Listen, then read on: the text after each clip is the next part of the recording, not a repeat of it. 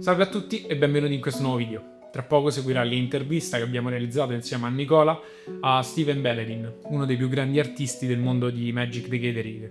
Prima di iniziare però volevo ringraziare Boose MTG e tutto quanto il suo team per l'organizzazione dell'evento e soprattutto per il tempo messoci a disposizione per realizzare questa intervista. Non vi rubo altro tempo, buona visione.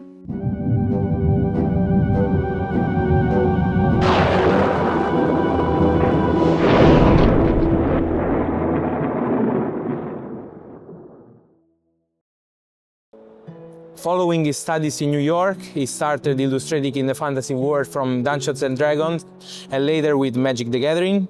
Welcome, Steven Belledin. How is this PAUPERGEDDON going so far? Busy, wonderfully busy. It's been great, honestly. I really actually enjoy meeting players and fans, because if it wasn't for them, I wouldn't have a job. So it's such a wonderful opportunity to actually get to meet them in the flesh and, sign everything they want. So, what we would like to talk about how you started. So, we would like to would you like to tell us about your first period as an artist and when you were doing your first job while still in school? And I also know that your friends were the one that helped you convince yourself to give this word a try. Yeah. And can you tell something about that? I went to college in art school in New York City, and it was very publishing oriented, and because New York is, at least then, was a very big publishing place. And I graduated and I tried to find, jobs doing book covers or editorial illustration in newspapers and magazines, and I had a very difficult time finding anything. And I ended up in public relations, which was a very odd job. And a friend of mine suggested, well, why don't you try gaming art? And so I put like 5 or 6 pieces together and started sending them out to different art directors. And eventually I started painting at night and doing my public relations job at the daytime. And and eventually I got laid off from public relations, and I dove into painting full time. It took a while. I did a lot of very low paying jobs with different game companies, most of which don't exist anymore. Eventually, I was told that the art director on Dungeons and Dragons, who was Dawn Murin, was looking for somebody with my skill set, and I called her up and sent her samples, and she started using me on Dungeons and Dragons. And then from there, I started getting magic work only a couple years later. And who was the art director for Magic the Gathering when you were taken in? It was Jeremy Cranford. Okay. Yeah. And so your style and your art is often taken as an example as one of the best in the whole Magic the Gathering world. Man. It is characterized by realistical color. There are not extravagant hues or ones that are incoherent with the image we see. Everything is in its place. Even when you had to illustrate the iconic Black Lotus, you opted for an easy and beautiful flower instead of something ethereal and supernatural. With all that in mind, how does this style of yours was born? That's tough. I'm from the state of Pennsylvania in the United States, and there is a rich history of illustrators that come from there. Frank Frazetta lived in Pennsylvania. I mean, he was from New York City, but he lived in Pennsylvania. And there's this whole school of illustrators that came out of the southeast of Pennsylvania, not far from where I grew up. And it was the Wyeth family was a big part of that. N.C. Wyeth was a really big illustrator in the 20s and 30s, and his son, Andrew Wyeth, became a really famous American fine artist. And their work is very grounded, it's very realistic, it has a lot of weight. And Andrew Wyeth's work in particular is this sort of mixture of mood, and you know, some of his work, even though it's relatively mundane imagery, it's boats and it's fields and it's farmhouses and that kind of thing. A lot of it is, but it has a sense of mood. It has a sense of sometimes dread. And this is something I grew up with, and it's sort of soaked into me, like, you know, and I grew up, my father grew up on a farm, and I visited my grandmother's farm a lot when I was very young, and seeing, you know, the dark places in the barn, and there was just something about that was magical and interesting to me that stuck with me and kind of found its way into my work. Is it like we have noticed through some of your works, like surgical extraction, temporal extortion, treacherous urge, that there is a clear callback to a nefarious and dreadful horror imaginary. And you just said that there are, like in the barn, there are dark spots. Does it also, did it help the way you grew up? Yeah, it did. It did. It's really weird because my father was an electrician, or he became an electrician at a steel mill, and so the industrial kind of thing really kind of stuck with me, and everything was always dirty and grimy and used, and that is very important to me, to have things that feel like not shiny and new, but lived in and used, and yeah, so these little things here and there, when I look back, I see these connections, and you know, the tool shed and all of the weird tools that were part of the farm, and those shapes and the rust and all of those things really made a deep impression on me that I didn't appreciate when I was younger. But I'm starting to see more and more of the connections, like, oh, I remember this and that, and it, before you know it, it's why, you know, things in my work look the way they do. Okay, so I think that one of your best works is the surgical extraction. Thank you. That it has been a really used card, and we can maybe say that is the one that consecrated you in the Magic the Gathering world. Can we have a little talk about that? What's its story? So every Magic assignment starts, at least for me, it starts with an email that has a description in it. And the description was pretty clear, and it was a rare instance where I didn't have to think about what the image looked like. I read the description and I immediately had a very clear idea of what it needed to look like, how to present it, and it just felt like it called for a very iconographic and clear composition, and I couldn't think of it any other way. It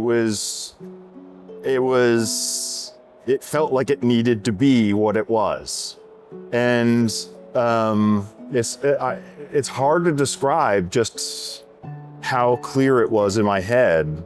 And I very quickly did a sketch, and I very quickly emailed the sketch in, and they very quickly approved it. And it was one of the few pieces that I did, that I've ever done, where at the very beginning, I knew it was going to be special. And as I painted it, I knew it was special. It was very easy to paint. It was very, it was not a challenge in a way that a lot of assignments are, and it felt almost personal in some way.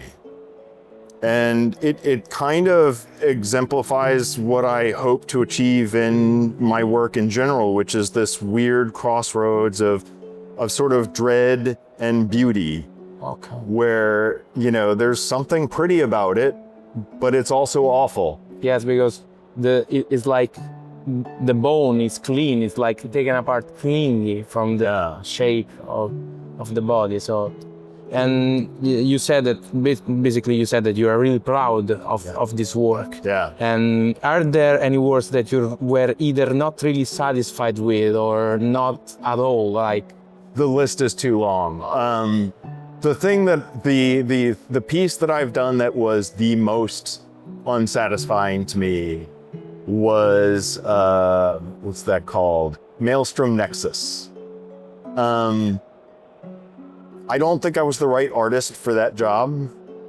At least it wasn't the right time for me. You know, it just you know, I didn't have the imagination for it at the time. And I struggled with that piece throughout the entire thing, and it was one of the first pieces I ever did digital alterations to, because I was so unsatisfied with the finished painting.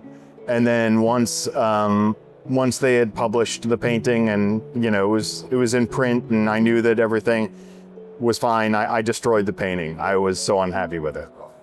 It's the only painting I've ever destroyed from Magic. You destroyed it? Yeah. Okay. Yeah, I tore it in half. I know, it's awful, but I didn't want anybody to have it. I didn't want anybody to own it. Do you still have the two halves? No. Okay. Those got thrown. They're in the trash. Yeah. Somewhere. Yeah. Okay. Okay. Wow. And so, like, something that we always ask any artist that we have the pleasure to talk with is, are there some Easter eggs in your cards? Like some links within them, or some like niche story behind them? Like if you have like one favorite, or if there isn't. And I mean, surgical extraction is my favorite.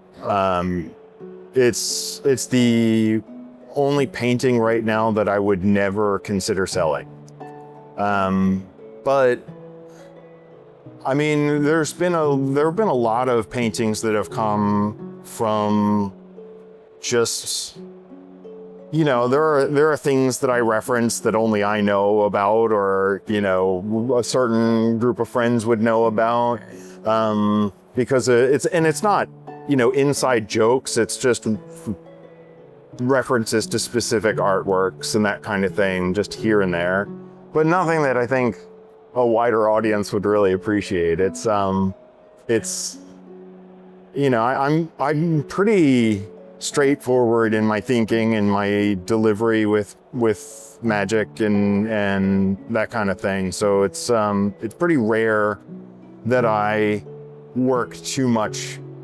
You know, I think the only like glaring exception is, what was the name of that piece? It's one of those tall, thin ones. It's like it's the Showdown of the Scalds. okay. There are these glowing runes at the bottom, and I use those to actually put my initials in for the signature. And the reason I did that was because another illustrator and I, when we were very young and foolish, challenged one another to try and work our signatures into a piece, and like whoever could find a way to make it the biggest would win. And those runes are very, you know, quite large.